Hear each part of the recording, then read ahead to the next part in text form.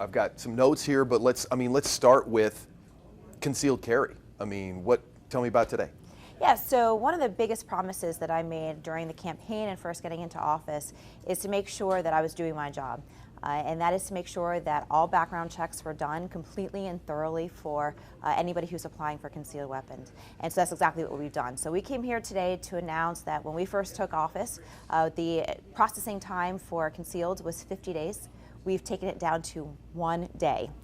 And then we also, for those that are actually for review process, it used to be 88 days, we're down to 25 days. So in the matter of the 7 months that we have taken office, we have more than doubled, more than doubled the amount of time that it's taken, reduced the amount of time that it's taken to actually review the processes and get people their concealed carries. Well, 155th. Yes. you got it down quite a bit. Yeah, I never promised to do math. How did you do that?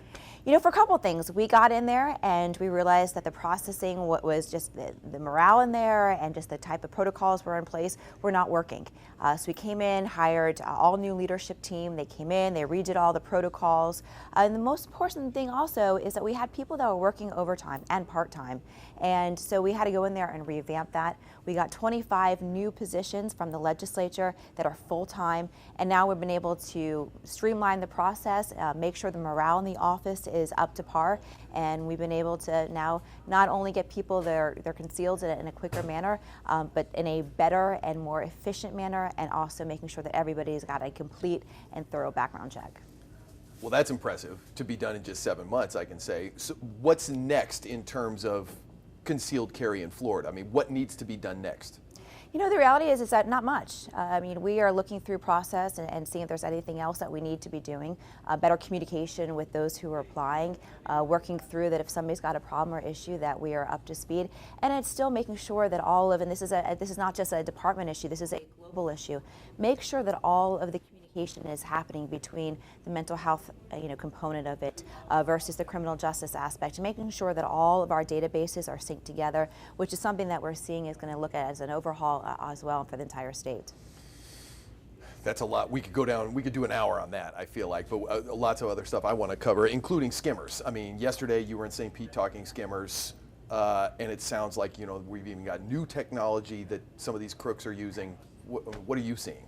Yeah, that's exactly right. We're seeing that we have inspected gas station pumps all over the state. Last year, we had found about 2,600 plus skimmers.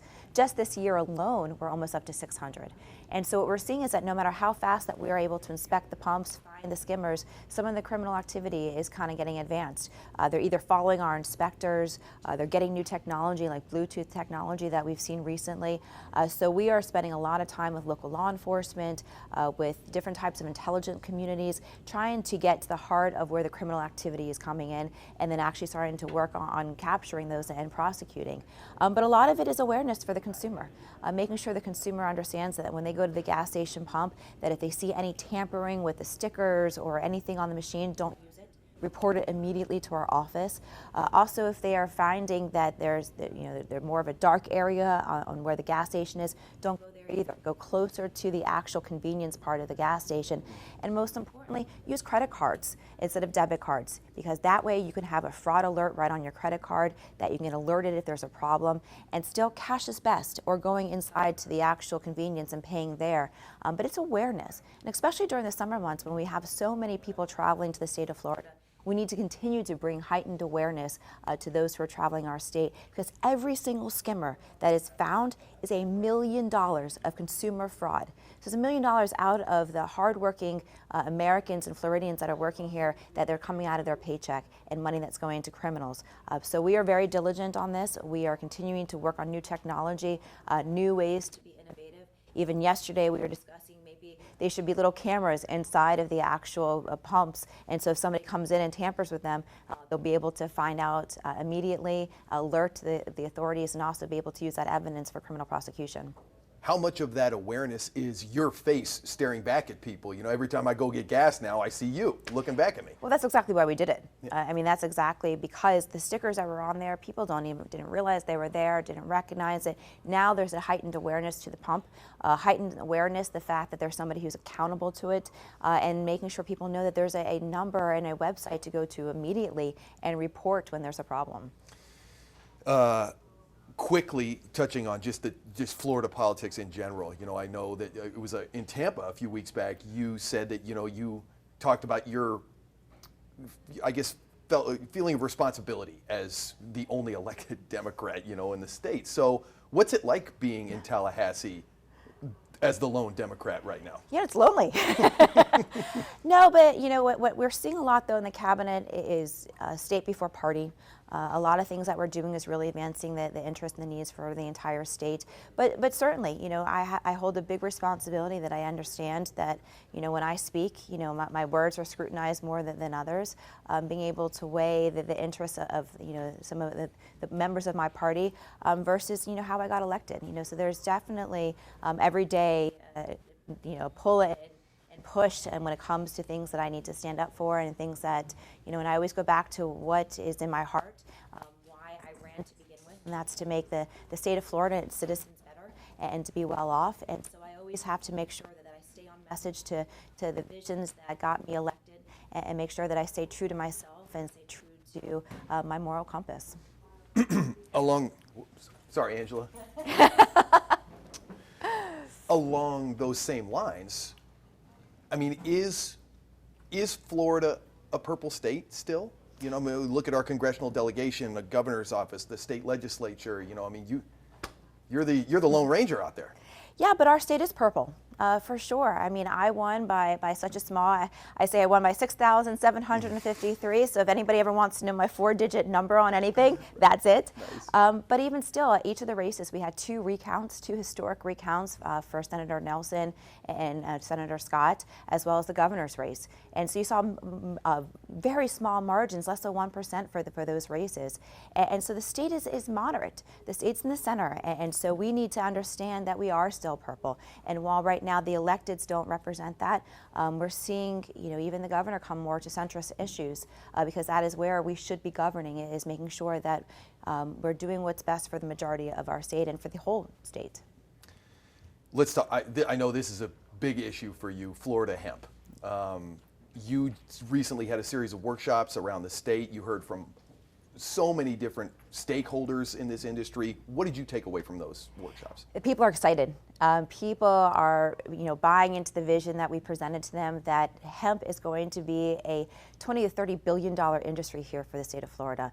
And that is everything from giving agriculture community another alternative and supplemental crop, making sure that they keep agricultural land in agricultural production and not forced to sell it, because we're having obviously issues with citrus greening still today. We've gone, you know, almost in half, more than half of the amount of boxes that we used to produce for citrus. What I call is the unfair trade practices of NAFTA, which is now trying to be pushed for USMCA. And so these types of things have been hurting our agriculture community. And now we're going to have an alternative crop. And you know, the other thing is it's an opportunity for entrepreneurs all across the country to come here, invest in Florida, job growth, the opportunity for industrial revolution, a new green economy for our state, something that's going to replace our styrofoam, our paper, our plastics, and concrete. And so having these alternative biodegradable products, better for the environment, creating clean green jobs, and people are excited. We had 3 workshops, about 400 people showed up to each one, all diverse, coming from all different sectors of our state, backgrounds of farmers to entrepreneurs, people that are already in the cannabis space, people in the health and wellness space. People are excited, and so we are taking all of their opinions and all of their input and making sure that when we put out the next set of rules, that this is a true partnership with the citizens of the state of Florida. Do you have a timeline for when that next set's going to come out? Soon. My legal team and everybody in my department has been very eager. They know that I'm eager to get these rules out, so they're taking all of the comments, and probably within a week or so I'll have my copy back so I can start kind of reviewing it. And so hopefully in the next few weeks we'll have another copy out to again get additional input, and then we send it up to the USDA. That's exciting. Yes.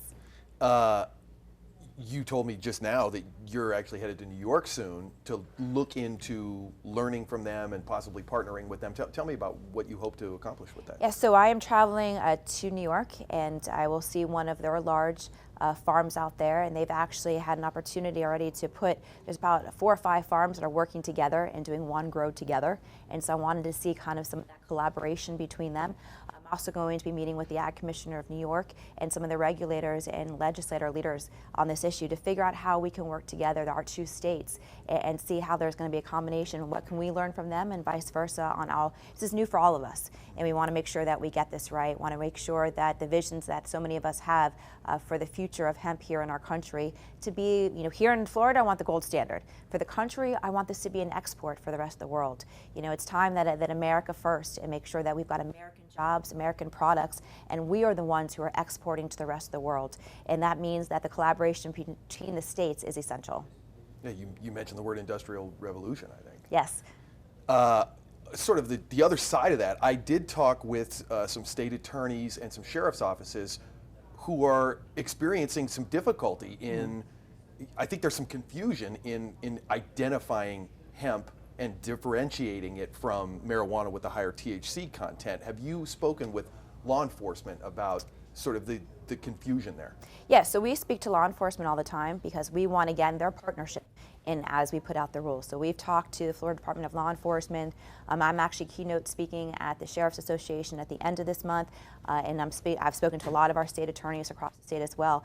And the problem is that the current sniff tests, what we call it in the legal profession, that when you do a pullover and you just smell the odor of cannabis, that's typically has been probable cause. But that's also something that I have railed against as a past public defender, that was discriminatory on its face, and that hard to prove. That when I was representing clients that I had nothing in the car, I don't know what the police officer was talking about, then it's a he said, or she said kind of conversation.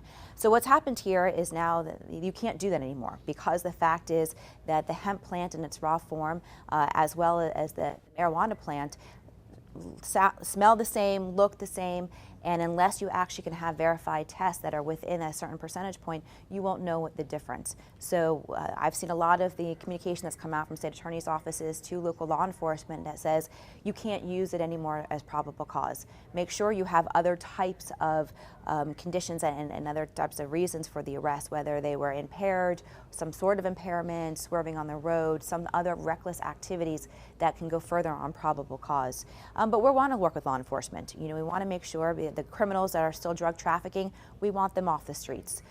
But this is a step that we're going to have to work together on until technology comes up to speed, and we get that technology here in our state where the officers can actually do on-the-spot testing of the differences between it. And the same thing with the dogs, the sniffing dogs, is that they aren't going to be able to tell the difference between hemp and marijuana. So it's going to be something that either a retraining of the dogs or a new perspective and a new way of law enforcement handling drug cases. I talked with the Sarasota Sheriff's Office. It sounds like they actually are starting to use a test that can be used on the spot that actually may be effective in this. Have you heard about this? Yes, and we've seen some of that technology. In fact, a lot of that technology is being tested by my own department. We are going through and we're looking through which kinds of different instruments are actually going to be effective. And so we're seeing demonstrations all the time in our office, so then we can then recommend it to law enforcement. One of the strongest quotes I've seen you make, since your time in office was the fact that if Florida wants to get in the Roe v. Wade sweepstakes, as it were, you're going to pay personally to bus people up to Tallahassee. Yes. This is not something to play around with. Roe v. Wade has been on the books for a long time. We are not going to go back to a time where I heard stories from my grandmother and great-grandmothers that their friends and people had to go across the border with hangers to get abortions.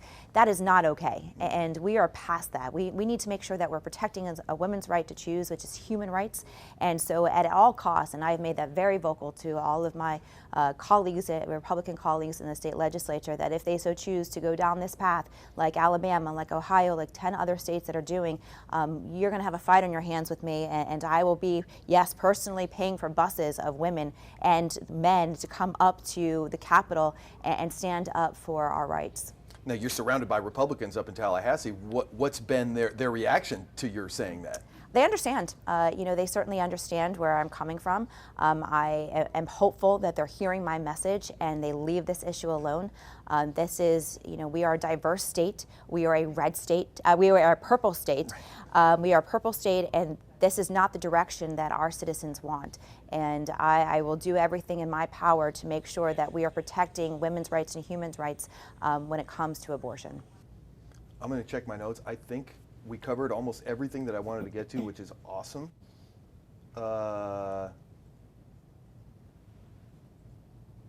me ask you this, and then I'll ask you to open it up here. You said last month that you're going to be a thorn in the side of Florida's Department of Health in making sure Amendment 2 is implemented correctly and according to the will of the voters. Yes. How's that going for you? That was one of my biggest issues that I've been working on for years, is that 71% of us voted for medical marijuana in our Constitution. And still, as of today, that has not been properly implemented. We see patients and talk to patients all across the state of Florida who can't get it's not just access, it's affordable access as well. And that means having more dispensaries, more types of product lines, more consistency in the products, getting health insurance to start covering this. And so I am, using all resources that we have to push the Department of Health to start looking at ways to expand access, not put additional parameters and restraints on doctors who are trying to get their patients some type of relief. So we're going to continue to hold the Department of Health accountable to making sure that they are implementing this, getting the licenses out that they are instructed to do so. Also, the first DCA came out with their ruling a couple weeks ago saying that vertical integration and the caps on the amount of licenses are unconstitutional. I have said and have made my opinion known that I agree with the first DCA and that there's a way to do this and allow an opportunity for more people to get involved in the medical marijuana field, making sure that when there's more licenses and more growers, that means the prices go down, means the diversification of the products go down, which means it's more accessible and affordable for our patients. And then having more licenses out there allows some of our smaller farmers, our minority farmers, to get involved in this and also get involved in the mom and pops on the retail side. There's no downside of this. It's still a regulated industry and there's still a lot of parameters, but getting more people involved and actually having an open market is something that is going to be productive for the future of our state.